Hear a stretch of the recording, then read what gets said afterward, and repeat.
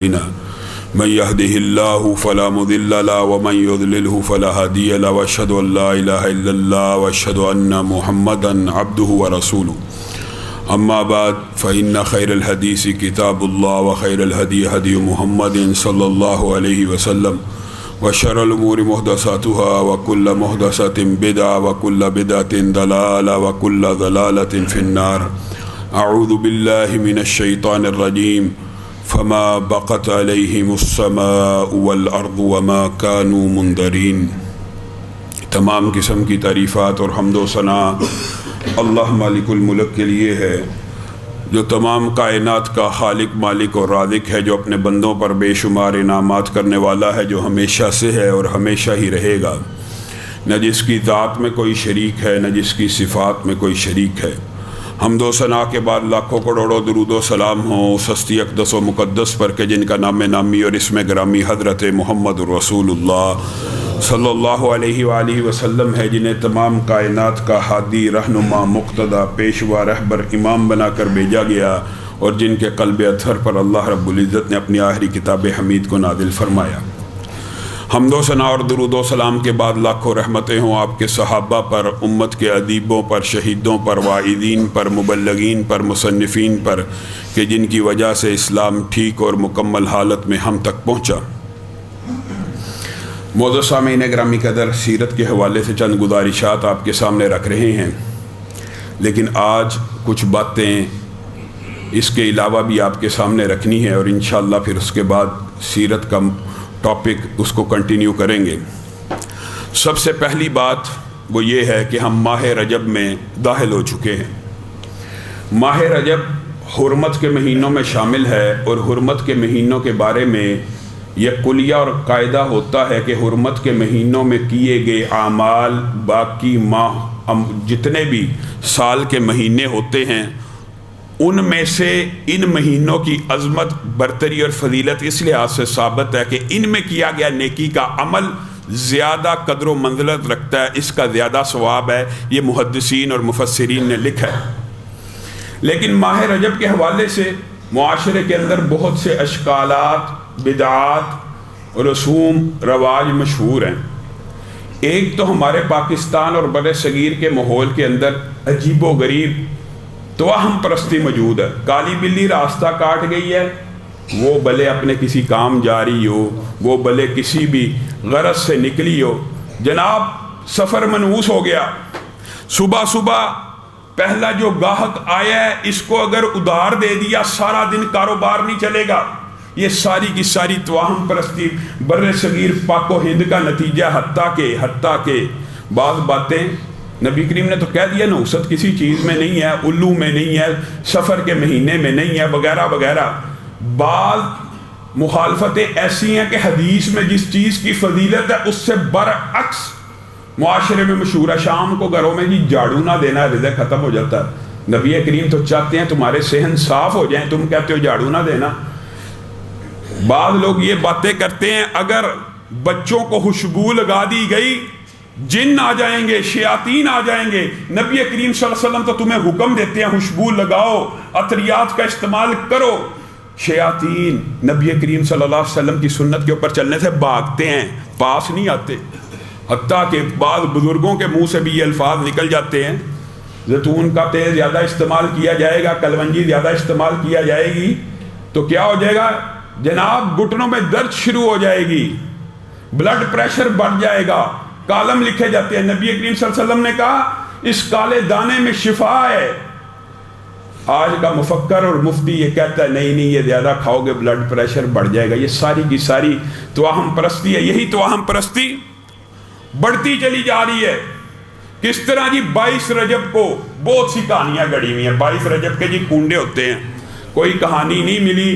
امام جعفر صادق کے ساتھ ایک بات منسوب کر دی، کبھی عورت کی بات، کبھی ایک صحابی کی بات، معاذ اللہ۔ یہ صحابی نے کہا تھا ان کو آ کر کہ دعا کریں، صحابی کا جو کام تھا وہ امام جعفر صادق کی دعا سے ہو گیا، تو انہوں نے ان کے گھر کے باہر کنڈا رکھا، وغیرہ وغیرہ۔ یہ باتیں معروف ہیں۔ یاد رکھیے 22 رجب کو اسلامی تاریخ کے اندر کوئی ایسا واقعہ بھی نہیں ہوا کہ جس کی وجہ سے اس دن کو ہمارے ہاں کا ایک فرقہ باقاعدہ کونڈوں کے نام سے مناتا ہے 22 رجب کے، جی کونڈے ہوتے ہیں۔ یاد رکھیے حضرت امیر معاویہ کی وفات کا دن 22 رجب ہے، اور اہل سنت کا یہ عقیدہ اور مسئلہ ہے کہ روافض نے اس دن کو کونڈوں کے طور کے اوپر اس لیے چنا کہ حضرت امیر معاویہ کی وفات کی خوشیاں منائیں، اب آپ کے اوپر ہے، اور یہ 22 رجب کو انتخاب کرتے ہیں۔ علامہ شہید کا جو جلسہ تھا 22 رجب ہی کے دن وہاں پہ بم بلاسٹ ہوا تھا۔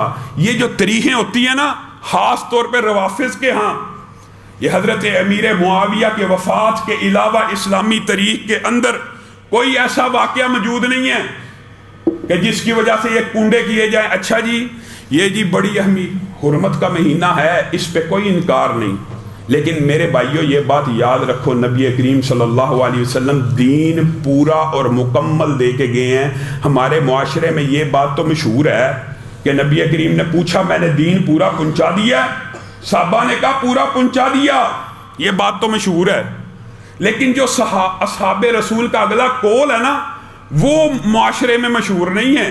اصحاب رسول نے نبی کریم صلی اللہ علیہ وسلم سے جب یہ سنا کہ نبی کریم ہمیں گواہ بنا کے کہہ رہے ہیں کہ میں نے دین پورا پہنچا دیا ہے کہ نہیں، تو صحابہ نے ایک تو یہ کہا ہم گواہی دیتے ہیں کہ آپ نے دین پورا پہنچا دیا ہے، اور ساتھ میں ایک جملہ اور کہا وہ بھی آپ کو یاد رکھنے کی ضرورت ہے، اے نبی محترم پھر آپ بھی گواہ رہنا، اگر آپ نے دین پورے کا پورا پہنچا دیا ہے تو آپ کے صحابہ نے اس دین کے اوپر پورے کا پورا عمل بھی کر دیا ہے۔ یہ جملہ نہیں بتایا جاتا۔ نبی کریم صلی اللہ علیہ وسلم کے دور میں دین مکمل اس طرح نہیں ہوا کہ صرف دین بتلایا گیا، بلکہ اس کے اوپر پورے کا پورا عمل بھی ہوا ہے۔ اب ہر وہ عمل جو اس دور سے باہر ہوگا وہ کسی مولوی کے ذہن کی اختراعات ہو سکتی ہے، وہ کسی مولوی کے دماغ کا فلسفہ کہہ لیں، فتنہ کہہ لیں، فطور تو ہو سکتا ہے، لیکن اس کے بارے میں نہ نبی کریم صلی اللہ علیہ وسلم نے بتایا، نہ اصحاب رسول نے بتلایا۔ ایک بات مجھے بتلائیے، یہ جو معاشرے میں بدعات کا فلسفہ جی 27 رجب کو یہ بھی ہوا تھا جی معراج یہ جو کہانی ہے، اگر ان ایام کی دین میں کوئی اہمیت ہوتی یا ان دنوں میں آپ کے سامنے پہلے رکھ چکا ہوں کہ حرمت کے مہینے میں عبادات کرنا باقی مہینوں سے بہتر ہے، یہ تو محدثین مفسرین نے لکھا ہے، لیکن یہ جو ایام آپ نے چنے ہوئے ہیں ان ایام میں اگر عبادت کرنا باقی دنوں سے بہتر ہوتا تو نبی کریم صلی اللہ علیہ وسلم آپ سے مجھ سے چھپا کے چلے جاتے؟ کیا انبیاء کا یہ مقام ہوتا ہے کہ انبیاء کو اللہ کسی چیز کا حکم دے دے اور پھر نبی وہ چیز چھپا کے چلے جائیں؟ یہ نہیں ہوتا۔ پہلی بات ماہ رجب کے حوالے سے اپنے ذہن کے اشکالات دور کر لیجئے، نہ اس کے کنڈے شریعت سے ثابت ہیں، نہ معراج شریف، اس کے بارے میں بھی مختلف روایتیں ہیں، تاریخ کا پتہ نہیں، اگر بالفرض یہ تاریخ بھی ہو تو اس دن عبادات کو بجا لانا یہ کسی بھی دین کا مطلوب مقصود نہیں ہے۔ میرے بھائیوں آپ خود بتلائیے کہ یہ کہاں سے فلسفہ آیا؟ آپ اور میں پہلے بھی آپ کے سامنے یہ بات رکھ چکا ہوں، کتنی عجیب بات ہے کہ عصر حاضر کا مولوی یہ کہتا ہے کہ نبی کریم صلی اللہ علیہ وسلم رات کی تاریکی میں اٹھے تھے، چپکے سے نکلے تھے، بقیع کے قبرستان گئے تھے، یعنی نبی نہیں تھے چاہتے کہ امت کو کسی نیکی کی خبر ہو جائے۔ اما عائشہ اٹھی، انہوں نے دیکھا کہ نبی کریم بقیع میں جا کے دعائیں کر رہے ہیں، عبادات کر رہے ہیں، نبی کریم معاذ اللہ چپکے سے نکلے تھے، چپکے سے آ کے سو گئے، امت کو کہیں نہیں جگایا، امت کو خبر نہ ہونے دی کہ آج کی رات بڑی نیکیوں والی رات ہے، معاذ اللہ۔ پھر کہانیاں گڑھ لی یہ اس رات عبادات کا بڑا ثواب ہے، کیونکہ نبی کریم صلی اللہ علیہ وسلم کو اگر بتلانا مقصود ہوتا، امی عائشہ کو جگاتے، امت کو اٹھاتے۔ رمضان کی راتوں میں اٹھایا کہ نہیں؟ جو بتلانا مقصود ہوتا ہے وہ ظاہر ہو جاتا ہے، دین روشن ہے، دین مبہم کفیات کا نام نہیں۔ دوسری بات جو آپ کے سامنے رکھنا چاہتا ہوں، ہمارے سردار صاحب بیٹھے ہوئے، ان کے والد صاحب کا اسی ہفتے میں انتقال ہوا، ہمارے قاری وقاص صاحب ان کی بہن کا انتقال ہوا، اور ہمارے بے شمار دوست ہیں جو گزشتہ ماہ میں ہم سے دور چلے گئے، اور جب بھی رمضان قریب آتا ہے دل کی کفیات بدل جاتی ہیں۔ میری آنکھیں کئی مرتبہ دیکھتی ہیں کہ یہ نمازی پچھلے سال رمضان میں یہاں بیٹھا ہوا تھا، اس سال اللہ کی بارگاہ میں پیش ہو چکا ہے۔ ہمارے بہت سے ساتھی، وزیر صاحب، طلعت بھائی، اسی طرح بے شمار ساتھی اللہ کی بارگاہ میں پیش ہو چکے ہیں۔ میرے بھائیوں، اسی حوالے سے چند گزارشات آپ کے سامنے کرنا چاہتا ہوں۔ یہ جو موت کا دن ہوتا ہے، جس دن انسان دنیا سے چلا جاتا ہے، یہ انسان کا حاصل زندگی ہوتا ہے، یہ انسان کی پوری زندگی کی کمائی کا نچوڑ دن ہوتا ہے۔ کس طرح؟ قرآن پاک میں اللہ رب العزت نے ارشاد فرمایا، فما بکت علیہم السماء والارض وما کانوا منظرین۔ یہ قرآن پاک کی آیت کس حوالے سے ہے؟ فرعون جو 400 برس تک اس دور کے مسلمانوں کے اوپر ظلم و تشدد کرتا رہا، اور پھر یہ جو ظالم لوگ ہوتے ہیں نا، ان کا فلسفہ عجیب ہی ہوتا ہے۔ ان کے مدارے یا ان کے ماتحت اگر ان سے جان چھڑانے کے لیے بھی بھاگے تو تعاقب میں لگ پڑتے ہیں۔ بنی اسرائیل حضرت موسیٰ لے کے نکل رہے ہیں کہ اس عذاب اور فتنے سے جان چھوٹ جائے، نکل رہے ہیں، وہ مصر میں منادی کرا رہا ہے، میرے مدارے بھاگ رہے ہیں، میرے ماتحت بھاگ رہے ہیں، آؤ وزیر آئیں، مشیر آئیں، لاؤ لشکر لاؤ، ان کا پیچھا کیا جائے گا، ان کو جانے بھی نہیں دیا جائے گا۔ یہ ظالموں کی دل کی کیفیت ہوتی ہے کہ مظلوم اگر بھاگنے کی بھی کوشش کر رہا ہونا، وہ اس کو بھاگنے بھی نہیں دیتے۔ اور جب وہ پیچھے نکلا، لشکر کے دل میں خیال آیا کہ یہ تو ہمیں پکڑ لیں گے، تو حضرت موسیٰ نے کہا نہیں نہیں، میرا رب ہمارے ساتھ ہے، وہ ہمیں رستہ دکھلائے گا۔ پھر رب نے رستہ دکھلایا، سمندر پھٹا، راستے بن گئے، بنی اسرائیل انہی راستوں پہ چلتے ہوئے نکل گئے۔ فرعون کو ابھی بھی سمجھ نہیں آ رہی کہ یہ کیسے سمندر میں راستے بن گئے، یہ کیسے عجیب و غریب عقل اور شعور والا ہوتا اتنی بڑی حقیقت کو دیکھ کر کہ دریا پھٹ چکا ہے، جا رہے ہیں، یہ کوئی عام بات نہیں ہے۔ لیکن عقل کے اوپر پردہ ظالم کے دماغ کے اندر بھی ہوتا ہے، اور ظالم کے دماغ کے اوپر اللہ تعالیٰ خود بھی پردے ڈالتا ہے، وہ بھی پیچھے چل پڑا۔ جب اس کا لشکر غرق ہو گیا تو قرآن پاک نے اس غرق ہونے کے بعد ایک جملہ اللہ رب العزت نے بیان کیا، فما بکت علیہم السماء والارض۔ جب وہ لشکر پورے کا پورا لاؤ لشکر، ہزاروں کا، لاکھوں کا، فرعون سمیت پانی میں غرق ہو گیا، نہ آسمان رویا نہ زمین روئی۔ صحابہ، تابعین، سوال پیدا ہو جانا چنبے کی بات نہیں ہے، سوال پیدا ہو گیا۔ ابن عباس کے پاس تشریف لے کے آئے۔ ابن عباس وہ ہیں جن کے بارے میں نبی کریم نے کہا اللہ تعالیٰ قرآن تو میرے پہ نازل ہوا ہے لیکن اس کا فہم اور شعور ابن عباس کو عطا کر دیں۔ ابن عباس، یہ قرآن پاک کی کیا آیت ہے؟ نہ زمین روئی نہ آسمان رویا۔ ابن عباس مسکرانا شروع ہو گئے، اور ابن عباس سے بہتر تفسیر کون کر سکتا ہے؟ تفسیر تبری میں لکھا ہے ابن عباس نے ان کو بڑے پیار سے سمجھایا۔ کیا سمجھایا؟ ہاں، اللہ کے کچھ بندے ایسے ہوتے ہیں جب دنیا سے جاتے ہیں آسمان بھی روتا ہے اور زمین بھی روتی ہے، اور اللہ کے بعض بندے ایسے ہوتے ہیں چاہے ان کی تعداد ہزاروں لاکھوں میں ہو، دنیا سے چلے جائیں نہ آسمان روتا ہے نہ زمین روتی ہے۔ اے ابن عباس، آپ ہمیں سمجھائیے اس کا مطلب کیا ہے؟ ابن عباس نے کہا ہر بندہ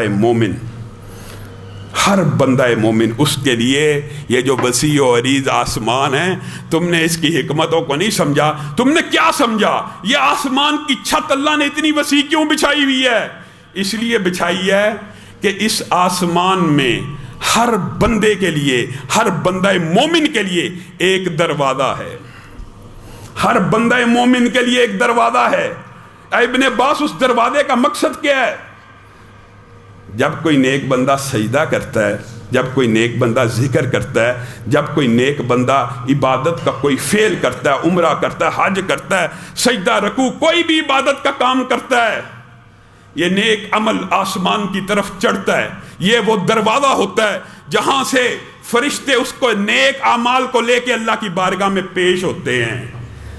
جب وہ بندہ دنیا سے چلا جاتا ہے نا تو اس دروازے کو خبر ہو جاتی ہے، وہ اللہ کو کہتا ہے اللہ لگتا ہے تیرا وہ بندہ اب دنیا میں نہیں رہا، اب نیکی کا کوئی عمل یہاں سے نہیں گزر رہا۔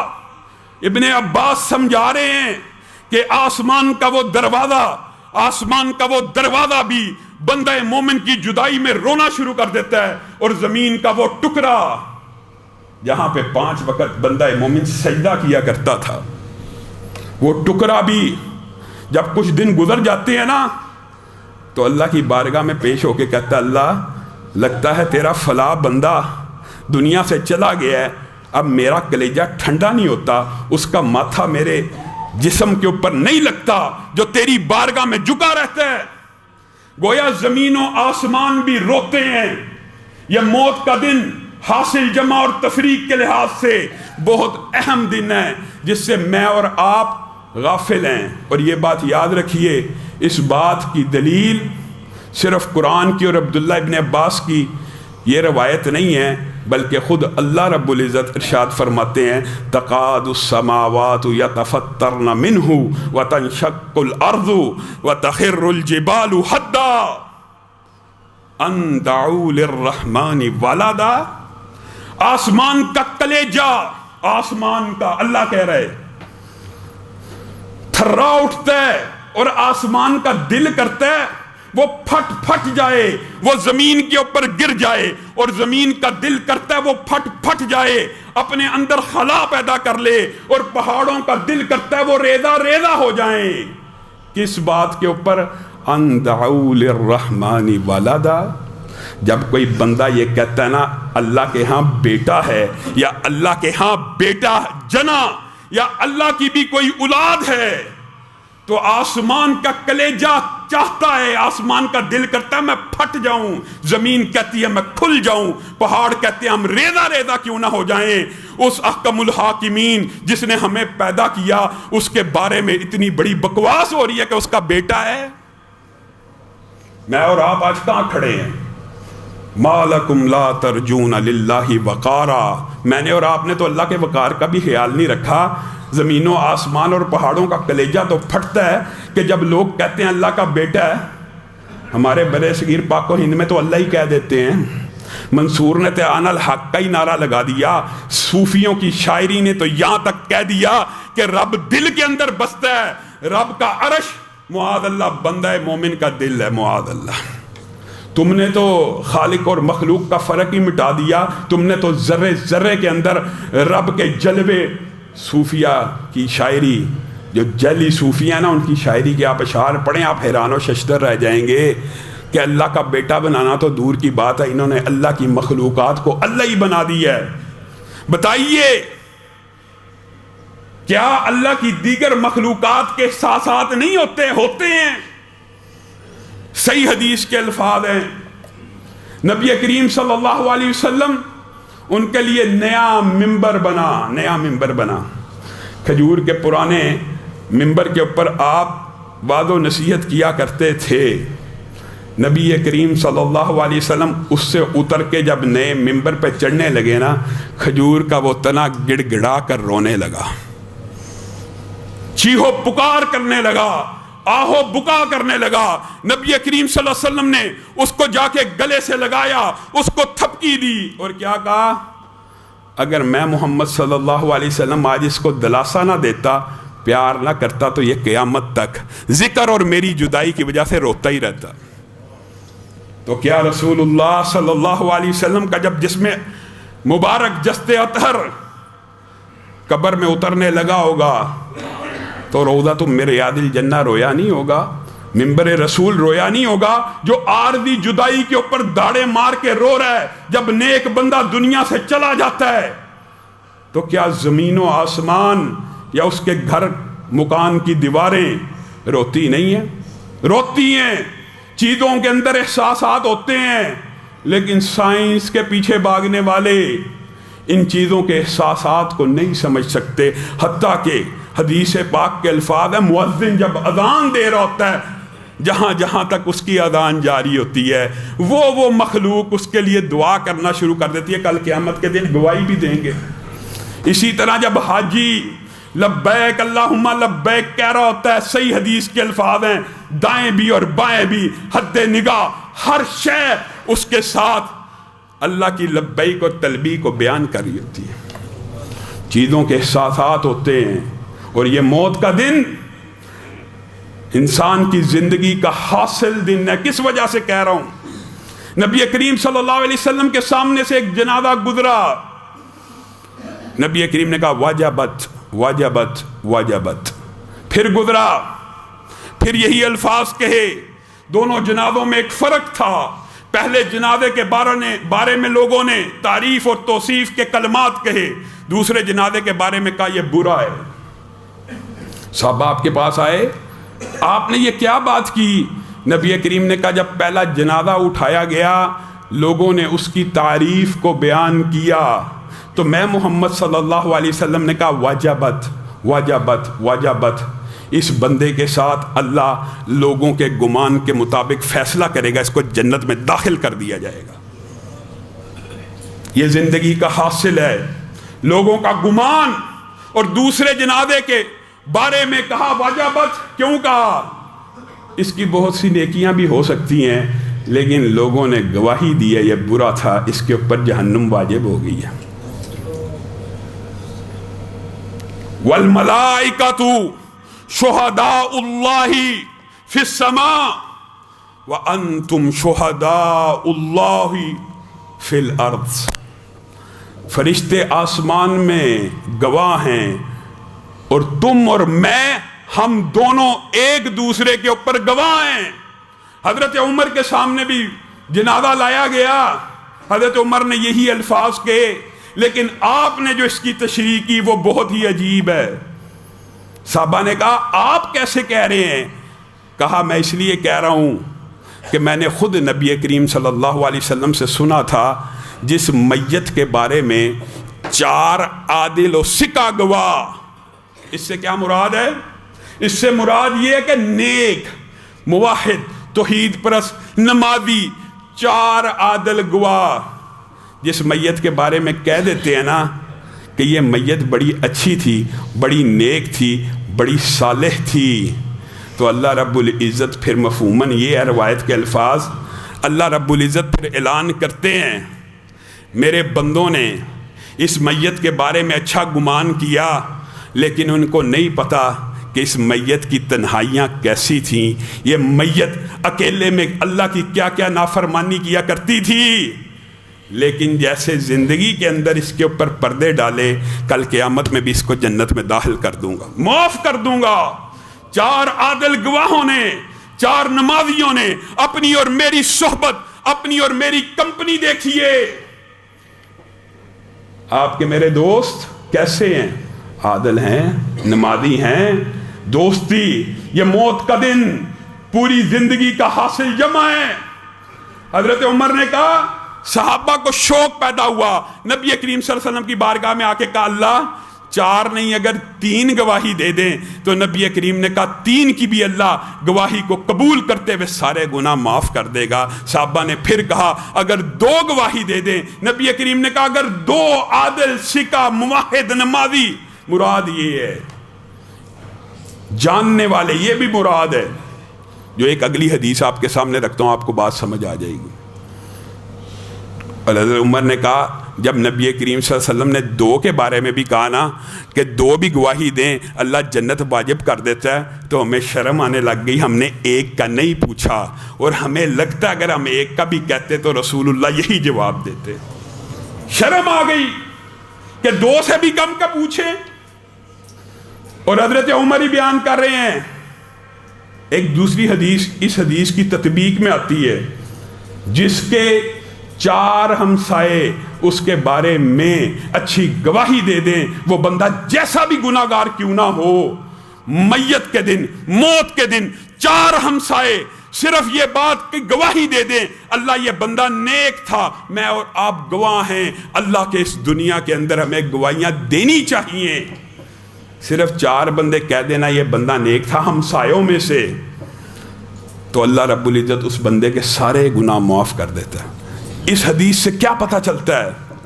انسان وہی اچھا ہے جس کو ہمسائے اچھا کہیں، جس کو معاشرہ اچھا کہے، جس کو نیک لوگ اچھا کہیں، وہی اچھا ہے، وہی اچھا ہے۔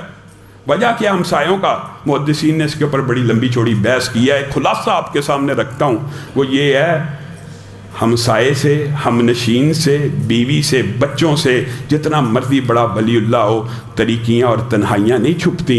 اگر وہ بھی کسی بندے کے بارے میں یہ گواہی دے دیں اللہ واقعی نیک بندہ تھا، تو اللہ رب العزت اس کے گناہ معاف کرتے ہوئے اسے جنت میں داخل کر دیتا ہے۔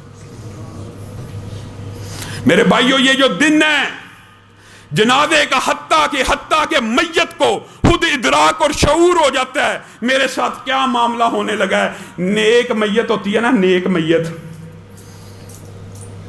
تو لوگوں کو کہتی ہے، ہر مخلوق اس کی آواز سن رہی ہوتی ہے، انسان اور جنوں کے علاوہ۔ اللہ رب العزت کا سسٹم ہے پردے کا، ایک ہی مرتبہ زندگی دی ہے، اسی میں ساری کمائی کر کے جانا ہے۔ میت کیا کہتی ہے؟ جلدی کرو، جلدی کرو، قدمونی قدمونی قدمونی، تیز تیز چلو، تیز چلو۔ نرم و گداز بستر، جنت کے بچھونے، جنت کی خوراک، جنت کی منزلیں میرا انتظار کر رہی ہیں۔ اور برا آدمی جب اس کی میت کو اٹھایا جاتا ہے کہتا ہے، ہائے یا ویل یا ویلتا یا لیتنی، کہاں لے کے جا رہے ہو؟ کیوں لے کے جا رہے ہو؟ اسی لیے نبی کریم صلی اللہ علیہ وسلم نے کہا تھا میت دو طرح کی ہوتی ہے، مستریح او مستراح منہ، یا دوسرے لفظ ہے مستریح و مستراح منہ۔ کیا مطلب؟ یا میت سکون پانے والی ہوتی ہے، اگر بندہ مومن کی میت ہو تو وہ آرام پا لیتا ہے، نصب الدنیا و آذاہا، دنیا کی تکلیفوں اور پریشانیوں سے نجات لے کے جنت کے راستے پہ چل پڑتا ہے۔ اور اگر عبد الفاجر ہو تو یستریح منہ العباد والبلاد والشجر والدواب۔ بتائیے اس سے بڑی ڈرانے کی کون سی حدیث ہو سکتی ہے میت کے دن کے لیے؟ اگر بندہ کافر و فاسق ہو تو وہ اس سے جان چھوٹ جاتی ہے، یا بندہ مومن کی جان خود کی چھوٹ گئی، یا بندہ کافر سے لوگوں کی جان چھوٹ گئی۔ اور الفاظ کیا ہیں؟ بندوں کی جان چھوٹ جاتی ہے، شہروں کی جان چھوٹ جاتی ہے، درختوں کی جان چھوٹ جاتی ہے، چوپاہوں کی بھی جان چھوٹ جاتی ہے۔ بندہ فاسق جب دنیا سے جاتا ہے نا تو پرندے، چرند، حیوانات، اس گھر کے درخت، اشجار بھی اللہ کا شکر ادا کرتے ہیں، اللہ اس بدبخت کو تو نے اٹھا لی ہے۔ وجہ بھی نبی کریم صلی اللہ علیہ وسلم نے بیان کیا ہے، لولا البہائم لم یمطروا، اگر یہ جانور نہ ہو، اگر یہ چرند پرند نہ ہو تو انسان اتنا بڑا گستاخ ہے، اللہ کے ساتھ اس طرح کا معاملہ کرتا ہے، اللہ آسمان سے بارش کا ایک قطرہ بھی نازل نہ کرے۔ یہ جانوروں کی وجہ سے نازل ہوتا ہے۔ جب قحط پڑ جاتا ہے نا، جانور ان لوگوں کے اوپر لعنتیں بیچتے ہیں کہ بندوں کی نافرمانی کی وجہ سے قحط پڑ گیا۔ میرے بھائیو، یہ جو موت کا دن ہے، اللہ سردار صاحب کے والد کو جنت الفردوس میں جگہ دے، قاری وقاص صاحب کی بہن کو جنت الفردوس میں جگہ دے، ہمارے جتنے اعزاء و اقارب گزشتہ ماہ فوت ہوئے اللہ تعالیٰ سب کو جنت میں اکٹھا کرے۔ یہ جو جنازے کا دن ہوتا ہے یہ اتنا اہم ہوتا ہے، یہ ایک لمبا چوڑا باب ہے۔ امام احمد ابن حنبل کا ایک قول ہے، بیننا و بینکم یوم الجنائز، جس دن میتوں کو اٹھایا جاتا ہے، امام احمد ابن حنبل کے اوپر اتنے ظلم ہوئے، صحیح روایات کے الفاظ ہیں 30 برس تک ان کی پشت کے اوپر ایسے کوڑے لگے، اگر ہاتھی کو بھی لگائے جاتے تو وہ بھی سیدھا ہو جاتا، وہ بھی ایسا ہو جاتا جیسا پالتو ہے۔ لیکن امام احمد ابن حنبل کی پشت پہ اتنے کوڑے لگنے کے بعد بھی اپنے موقف سے 1 انچ پیچھے نہیں ہٹے۔ سارے علماء اس دور کے ساتھ چھوڑ گئے، ہر بندہ ساتھ چھوڑ گیا۔ امام احمد ابن حنبل کے پاس آئے، کہا آپ بھی بادشاہ سے وقتی طور پہ صلح کر لیں، حکمت کے تحت کر لیں، کسی جیسے عام لوگوں کا طرز عمل ہوتا ہے۔ اب حکمت اسی میں، اب اسلام کی عزت اسی میں، آپ اپنی جان بچائیں۔ امام احمد ابن حنبل نے کیا کہا تھا؟ بیننا و بینکم یوم الجنائز، تمہارے اور میرے درمیان فرق اس دن ظاہر ہو جائے گا جس دن جنازوں کو اٹھایا جائے گا۔ امام ابن کثیر نے لکھا امام احمد ابن حنبل کا جنازہ اٹھایا گیا، تاریخ اسلام کا اس وقت تک کا سب سے بڑا جنازہ، 12 لاکھ افراد نے اس جنازے میں شرکت کی، 80,000 یہودی اور عیسائی جنازے کی تعداد کو دیکھ